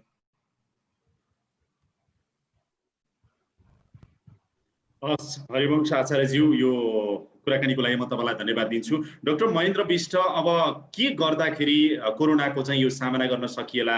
कोरोना रोकथाम तथा नियन्त्रणको सन्दर्भमा जुन प्रयासहरू भइरहेका छन्, सरकारले के गर्नुपर्छ अझै पनि र जनताले के गर्नुपर्छ र बाँकी स्टेक होल्डरहरूले के गर्नुपर्छ भन्ने लाग्छ तपाईँलाई? जगदीशजी, अब यो कतिपय भन्ने गरिन्छ नि, थिङ्क ग्लोबल्ली एक्ट लोकल्ली भन्छ। बाहिरको परिवेशहरूलाई पनि, बाहिरको कसरी चाहिँ यसलाई सामना गरिरहेको छ भन्ने अनुभवहरूलाई पनि हामीले हेरेर सिक्नुपर्छ। तर सँगसँगै हाम्रो आफ्नै खालको सामाजिक परिवेश जुन छ, आर्थिक सामाजिक अवस्था जुन छ, जुन खालको चाहिँ हामीसँग जीवनचर्या छ, जीवनशैली छ, यी सबै कुरालाई हेरेर र आफ्नो ठाउँ अनुसारको चाहिँ विभिन्न खालको प्रिकसनका विधिहरू पनि हामीले अपनाउनु पर्ने हुन्छ। हाम्रो खालको सोसियल ग्यादरिङको कुराहरू त अब धेरै घटेकै छ, त्यो राम्रै छ। सरकारले भनेको कतिपय आह्वानहरूमा पब्लिकले एकदमै राम्रोसँगले सपोर्ट गरिरहेको कुराहरू र पब्लिकको तर्फबाट आएको फिडब्याकहरूलाई पनि सरकारले एड्रेस गरिरहेको देखिन्छ। तर सँगसँगै हाम्रो जुन खालको पूर्वीय चाहिँ एउटा खालको मान्यताहरू छ, यहाँ हाम्रो खालको एउटै चाहिँ अब उपलब्धता रिसोर्सको पनि छ, जडीबुटी आदि इत्यादिको, यी सबै कुराहरूलाई पनि ध्यान दिएर आफ्नो खालको प्रोटोकल पनि हामीले बनाउनु पर्छ। जुन खालको WHO ले प्रोटोकल बनाउँछ त्यसलाई 100% हुबहु चाहिँ कार्यान्वयन गर्ने गर्दाखेरि कतिपय कुराहरू चाहिँ जस्ताको तस्तै गर्दा मिल्दैन पनि। त्यसले गर्दाखेरि हामीले आफ्नो व्यवहारलाई आफै सुधार गर्नुपर्छ, आफ्ना उपायहरू कतिपय आफूले पनि हामीले खोज्नुपर्छ र हरेकले नै आफू जिम्मेवार हुनुपर्छ। भन्दाखेरि सरकारले अब प्रहरी खटाएर कडाई गरेका दिन चाहिँ कडाई हुने, रोकेका दिन चाहिँ सबै निस्कने गर्दाखेरि पनि त्यो राम्रो देखिन्न। आत्मअनुशासन मेरो विचारमा सबैभन्दा महत्त्वपूर्ण हो र जसले जुन ठाउँमा आफ्नो योगदान दिन सक्ने हुन्छ त्यो ठाउँमा योगदान दिन चाहिँ पछि हट्नु हुँदैन। जस्तो हामी अब म मिडिया पर्सनको हिसाबमा भन्यो भने मिडियाले म्याक्सिमम भन्दा म्याक्सिमम चाहिँ यसमा चाहिँ सन्देश पनि प्रवाह गर्ने, प्रिकसनको कुराहरू पनि गर्ने, एकदमै विषयवस्तुहरूलाई चाहिँ एक्जाजरेट गरेर अथवा यसलाई चाहिँ सेन्ट्रलाइज गरेर पनि नदिने, फ्याक्ट बेस्ड र एकदम निडफुल चाहिँ त्यो हाम्रो खालको चाहिँ सर्भिस दिन सक्ने हो भने यसलाई चाहिँ हामी चाँडै जित्न सक्छौँ जस्तो मलाई लाग्छ। हस् डाक्टर विष्ट, धन्यवाद छ। छोटोमा तृप्ति म्याडम तपाईँ के भन्नुहुन्छ, के गर्नुपर्छ, कसले के गर्नुपर्छ अब भन्ने लाग्छ एकदमै छोटोमा? के गर्नुपर्छ त हामीले धेरै कुरा गऱ्यौँ होला। मेरो खालि एउटा छोटोमा अब यो कोभिड-19 त हामीसँग रहने नै भयो होइन, आज भोलि अब यो एकदमै जादुले हराउने नै भएन। त्यही कारण अब कोभिड-19 भएको वातावरण र इन्भाइरोमेन्टमा कसरी हामी आफ्नो जीवन चाहिँ नि निरन्तर रूपमा अगाडि बढाउने, कसरी हाम्रो रोजगारीहरूलाई अगाडि बढाउने भन्ने कुराहरूलाई चाहिँ मनन गर्नलाई अब सरकारले गर्नुहुने कार्यक्रमहरू त उहाँहरूले गर्नुहुन्छ होला। अब उहाँहरूले पनि लकडाउन मार्फत अरू पनि के स्ट्राटेजी हुनसक्छ त, विभिन्न तपाईँको समुदायलाई सपोर्ट गर्ने भन्ने खालको उद्देश्य लिएर पनि कार्यक्रम बनाउनुपर्छ होला। र अघि हामीले भनेको जस्तै यसमा त मलाई लाग्छ सबैभन्दा बढी चाहिँ हामी आफ्नो आफ्नो भूमिका हुन्छ सबै व्यक्तिको। त्यसमा अघि यो क्याम्पेनको मुख्य विषय भनेको नै हाइजिन बिहेभियर चेन्ज, हाइजिनको बिहेभियरहरूलाई अपनाऊ, यो सबै बिहेभियरहरूलाई हामीले कसरी प्र्याक्टिसमा ल्याउने आफ्नो जीवनमा भन्ने कुरा नै मनन गर्नुपर्छ होला। र विभिन्न जति पनि एजेन्सिजहरू हुनुहुन्छ उहाँहरूले पनि यो क्याम्पेन चाहिँ अगाडि बढाउनै पर्यो, क्याम्पेनलाई रोक्नु भएन, अझ बढी एक्सेलरेट गर्नुपर्ने आवश्यकता चाहिँ अझै पनि टटकारो छ। अनि हरेक इन्डिभिजुअलले यो क्याम्पेनलाई सपोर्ट गर्नु पर्यो, यसमा त अर्को उपाय छैन। म धन्यवाद दिन्छु तपाईँलाई। झलक सर छोटोमा भनिदिनुहोस् न, अब यो क्याम्पेनलाई कसरी अझै एक्सेलरेट गर्न सकिएला, अब कसले के गर्दा उपयुक्त हुन्छ भन्नुहोस् त अझै। यो क्याम्पेन भनेको मूलतः व्यक्तिको व्यवहार परिवर्तनसँग प्रत्यक्ष रूपमा सम्बन्ध राख्दछ र यो एक दिन वा 2 दिन गर्ने क्रियाकलाप होइन, यो जिन्दगीभरि चलिरहने एउटा प्रक्रिया हो। त्यसकारणले प्रत्येक परिवारले, प्रत्येक सेवाग्राही सेवा प्रदायकहरूले प्रत्येक ठाउँमा सरसफाइ प्रवर्धनका कुराहरू लाई हामीले निरन्तर रूपमा प्र्याक्टिस गरिरहन पर्छ। त्यसो भयो भने हाम्रो व्यवहार पनि परिवर्तन हुँदै जान्छ। हस्, हुन्छ सर, अन्तिममा के भन्न चाहनुहुन्छ तपाईँ? अन्तिममा मेरो कुरा के रह्यो भने यो कोरोना ल्याउने र नल्याउने भन्ने कुरा व्यक्ति आफैमा भर पर्ने कुरा हो। त्यसैले व्यक्तिले हेल्दी व्यवहार अपनाउनु पर्यो। एउटा कुरा के रह्यो भने अब लकडाउनको टाइममा अनुशासित भएर लकडाउनको, क्वारेन्टाइनको र सोसियल डिस्टेन्सिङको, मास्कको र साबुन पानी हात धुने कुरालाई फुल्ली एप्लाई गर्नु पर्यो। अन्तिममा अहिले हाम्रो विषम र एकदमै गाह्रो अवस्था छ, त्यसैले कम उपभोग गर्नु पर्यो, कम खर्च गर्नु पर्यो, धैर्य धारण गर्नु पर्यो र एकले अर्कालाई सहयोग गर्नु पर्यो। यति नै हो। अनि अन्तिममा के भन्न चाहन्छु भन्दाखेरि आफ्नो स्वास्थ्यको हेरचाह आफै डाक्टर भएको कारणले गर्दाखेरि स्वास्थ्यको बारेमा आफैले मनन गरौँ, आफूले स्वस्थ व्यवहार अपनाऊ र हामी सबै स्वस्थ रहौँ, कोरोनाबाट मुक्त हौँ भन्ने कुरा म सारा नेपाली जनतालाई, नेपाली दर्शकलाई म अनुरोध गर्न चाहन्छु। धन्यवाद। हस्, धेरै धन्यवाद छ। म आजको प्यानलिस्टहरू वाटर एडको कन्ट्री डाइरेक्टर तृप्ति राई, त्यस्तै गरेर नेपाल टेलिभिजनका कार्यकारी अध्यक्ष डाक्टर महेन्द्र विष्ट, त्यस्तै गरेर वरिष्ठ कलाकार हरिवंश आचार्य र त्यस्तै गरेर परिवार कल्याण महाशाखा अन्तर्गतको बाल स्वास्थ्य तथा खोप शाखाका प्रमुख डाक्टर झलक शर्मा गौतम र त्यस्तै गरेर स्वास्थ्य शिक्षा सूचना तथा सञ्चार केन्द्रका चाहिँ senior health education administrator Kunj Prasad Joshi, तपाईहरू 5 जनालाई म धेरै धेरै धन्यवाद दिन चाहन्छु। र यो आजको वेबिनार मार्फत भएको यो प्यानल डिस्कसन मिडिया क्याम्पेनलाई कसरी अगाडि बढाउन सकिन्छ भन्ने प्यानल डिस्कसन तथा यो लन्चिङ प्रोग्राम जुन हो यसमा सहभागी हुनुभएका वेबिनार मार्फत सहभागी हुनुभएका तपाईँ सम्पूर्णलाई म धन्यवाद दिन चाहन्छु र आजको कार्यक्रम यहाँहरूलाई जानकारी गराउँ नेपाल सरकारको नेतृत्वमा hygiene and behaviour change coalition परियोजना हो र यसमा चाहिँ युकेएड, युनिलिभर, वाटरएड नेपाल, महल सञ्चार त्यस्तै गरेर मित्र समाजको जोइन्ट भेन्चरमा जोइन्ट इफोर्टमा चाहिँ जनहितको लागि आम जनता देश र जनताको लागि चाहिँ यो लन्चिङ प्रोग्राम गरिएको हो र यो प्यानल डिस्कसनको आयोजना गरिएको हो र यसबाट कुनै न कुनै रूपमा चाहिँ कोरोनाबाट बच्न अनि बचाउनको लागि केही मद्दत पुग्यो होला भन्ने हामीलाई लागेको छ र जति पनि प्यानलिस्टहरूले आज भन्नुभएको छ अझै संवेदनशील अवस्था छ, अझै हामीले मिडिया क्याम्पेनलाई चाहिँ अझ बढाउनु पर्ने, बढावा दिनुपर्ने अवस्था छ, प्रभावकारी सन्देशहरू दिनुपर्ने छ, धेरै च्यानलहरूको प्रयोग गर्नुपर्ने अवस्था छ, सामाजिक सञ्चार, आम सञ्चार माध्यम, रेडियो, टेलिभिजन, पत्रिका, अनलाइन मिडियाहरू र सोसल मिडियाका सबै कुराहरूको प्रयोग गरेर चाहिँ यो कोरोना रोकथाम तथा नियन्त्रणको लागि प्रभावकारी कदम चाल्नुपर्ने छ र हामीले बारम्बार भनिरहेका छौँ हाइजिन प्रमोसनलाई चाहिँ अझ बढी एक्सेलरेट गर्नु पर्यो किनभने कोभिडसँग अझ जोडिएको विषय यो हो भन्ने कुराहरू आएको छ र स्वच्छ परिवार सुखको आधार तब मात्र हुन्छ जब हामीले हाइजिन प्रमोसन राम्रोसँग गर्न सक्छौँ, इम्युनाइजेसनको चाहिँ सेवा अझै प्रभावकारी बनाउन सक्छौँ, कोभिड रोकथाम तथा नियन्त्रणको लागि घरमै बस्न सक्छौँ। यदि भयो भनेदेखि साँच्चीकै प्रभावकारी कदमहरू चालिनेछन्। सरकार संवेदनशील बनोस् र म पनि मिडिया कर्मीको रूपमा यहाँहरूलाई आग्रह गर्न चाहन्छु पार्टनर अर्गनाइजेसनहरू पनि संवेदनशील बनाऊ र जनताले अघि हाम्रो प्यानलिस्टले भन्नुभयो जनताले सहयोग गरिदिनु पर्यो, जनता पनि सचेत बन्नु पर्यो, बिउजिनु पर्यो र आफ्नो बानी बेहोरामा जनताले पनि परिवर्तन ल्याउनु पर्यो। यो भयो भने मात्रै हामी सबैले हातमा हात मिलायौँ, मनमा मन मिलायौँ, मन वचन र कर्मले प्रतिबद्ध भयौँ भने कोरोना रोकथाम तथा नियन्त्रण गर्न सकिन्छ र साथमा यो खानेपानी, सरसफाई, स्वच्छता यस्ता कुराहरूमा चाहिँ यस्ता सुविधाहरूमा चाहिँ लगानी बढाउनु पर्यो हामीले। अब त्यो लगानी भनेको चाहिँ यो घरमा मात्रै होइन कि स्कुलमा बढाउनु पर्यो, विभिन्न इन्स्टिट्युसनहरूमा बढाउनु पर्यो, सार्वजनिक ठाउँहरूमा बढाउनु पर्यो, सबैतिर लगानी बढायौँ, प्रवर्धन गऱ्यौँ र सबैले सरकारले मात्रै होइन त्यो गऱ्यौँ भने मात्रै हामीले चाहिँ आगामी दिनमा सफा नेपाल, समृद्ध नेपाल बन्न सक्छ, सुखी नेपाल, समृद्ध नेपाल बन्न सक्छ र त्योभन्दा अगाडि कोरोनाबाट चाहिँ बच्नु र बचाउनु पर्नेछ। यतातर्फ यहाँहरू सबैको भूमिका महत्त्वपूर्ण छ।